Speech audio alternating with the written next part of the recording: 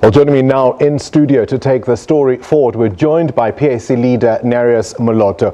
Nearius, good evening to you and thank you for joining us.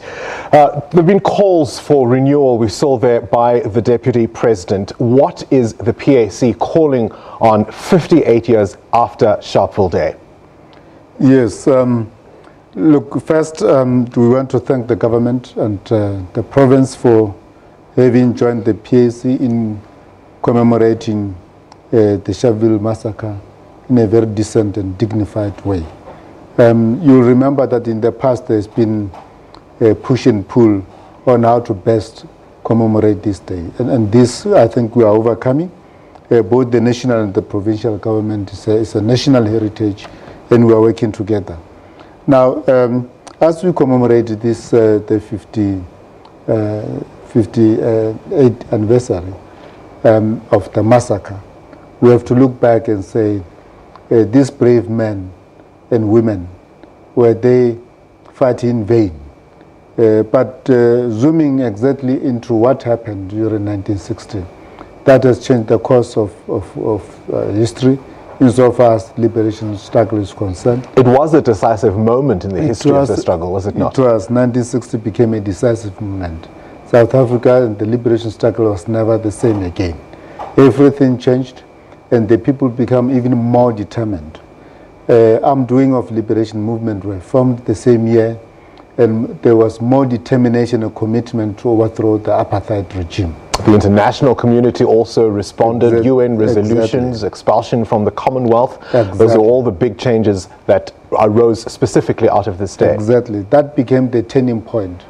And therefore it was very important as we commemorate, particularly as a liberation movement, because as we are now living with the new generation, they're likely not to know that the independent, the freedom they're talking about, there are people who shed their blood, it was fought for. You talked about the recognition that you are now getting, sharing that platform, for example, with the Deputy President today. But if the history of Sharpeville is unknown, whose fault is that, do you think?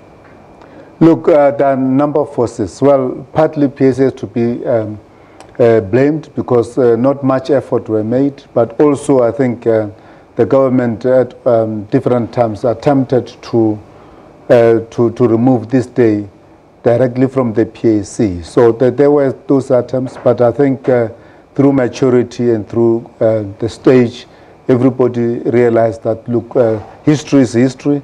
It needs to be viewed as recorded as such. There are those who would say the PAC is really its own enemy, that you remain a divided party. Even this morning we saw scuffles between various factions of the party.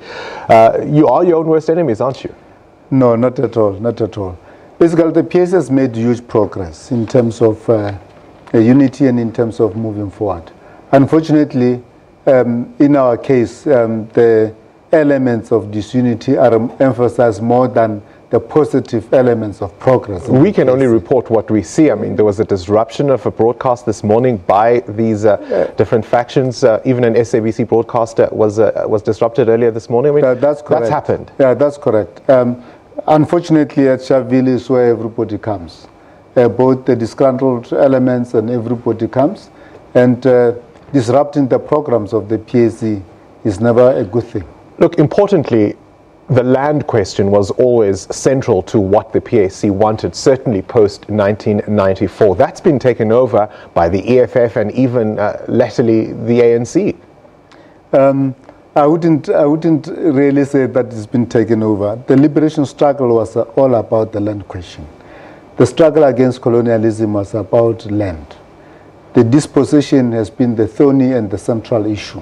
People took arms not to go and fight for this and that, but for the repossession of the land. But the point I'm making is that it's no longer your central idea. That's been taken over and being championed by other parties far more significant than you. What's the relevance of the PAC today then?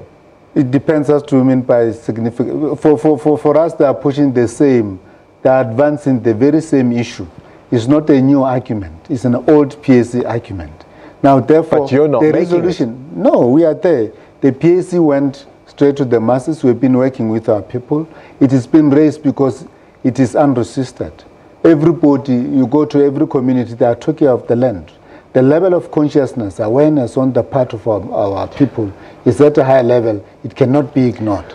In that piece that we played just now, you saw various members of the PAC saying, they had relatives who were involved in, say, the Langa massacre, for example, in 1985. Promises were made to them. We know, for example, that APLA fighters languished in jail many years after the political settlement had been reached. The PAC, in a sense, has been wiped out of the recent history of the struggle in South Africa, has it not? Not. The agenda in the political landscape of this country is of the PAC. Go and look, a political party is defined by its political line. Which political line is dominant in the political landscape? It's the political line of the PAC. So the PAC is the victor. The PAC is not the defeated. Now, it's the victor in the sense that your ideas may be carried forward by others, but it's certainly the loser in the sense that you're not at the center of running those ideas. It's the winner in a sense that the others are talking the PAC political language. They do not have their own political language. What needs to be distinguished is what is the original language, whether they're still there. What is still remaining is what Sobukwe taught us, or what he said, is what the PAC political manifesto is saying. What might Robert Sobukwe have made of this day where we find ourselves in South Africa in 2018, and what might he have made of your party today? Look, clearly Robert Sobukwe would be disappointed with the state in which we are, because they were very clear in terms of what is it that needs to be achieved.